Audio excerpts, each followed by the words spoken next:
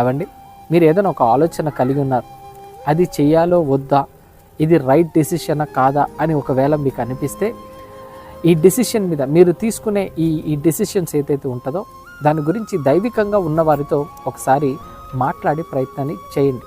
స్పిరిచువల్గా ఎవరు ఉంటారో, మీకు ఆత్మీయులుగా ఎవరు అనిపిస్తారో, దైవికంగా ఎవరు ఉంటారో వారితో ఒకసారి మాట్లాడి నిర్ణయాలను తీసుకోండి.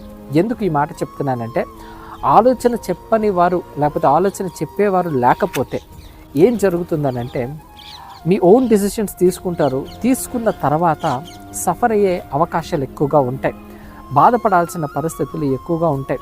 కొంతమంది ముఖ్యంగా ఉద్యోగం విషయంలో, ఆ తర్వాత స్టడీస్ విషయంలో, వివాహం విషయంలో, ఇలా కొన్ని విషయాల్లో నిర్ణయాలు తీసుకునేటప్పుడు కొంతమంది రాంగ్ డెసిషన్స్ తీసుకుంటూ ఉంటారు. అంతా జరిగిపోయిన తర్వాత, అరే నేను ఇది చేయకుండా ఉండింటే ఎంత బాగుండు, అనవసరంగా నేను ఈ డెసిషన్ తీసుకొని నేను రాంగ్గా ప్రవర్తించాను, సో ఈ మిస్టేక్ అయిపోయింది అని చెప్పి బాధపడుతూ ఉంటారు. సో గుర్తుపెట్టుకోవాలి, ఉద్దేశములు దృఢపడాలంటే బహుమంది ఉండాలి ఆలోచన ఇచ్చేవాళ్ళు. అయితే కొన్ని విషయాల్లో అందరూ ఇచ్చే ఆలోచనలు తీసుకొని అవసరం లేదు.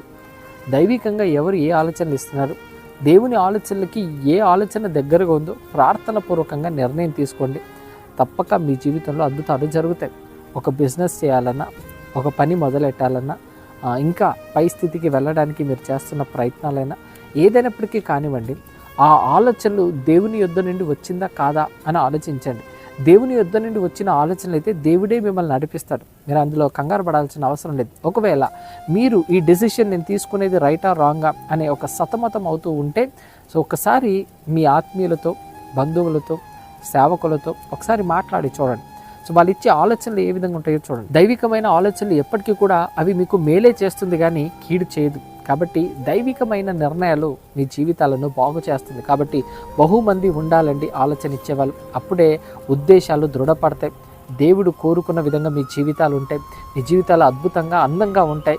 మీరు కూడా దేవుళ్ళు ఇంకా బలపడుతూ ముందుకెళ్ళగలరు. కాబట్టి మీ ఆలోచనలు ఏ విధంగా ఉన్నాయో ఆ ఆలోచనలకు డెసిషన్ తీసుకోవాలంటే ఏమి చేయాలో ఒక్కసారి దైవికంగా, ప్రార్థన పూర్వకంగా, ఇంకా మీ ఆత్మీయులు ఎవరున్నారో వారితో మాట్లాడి చూడండి.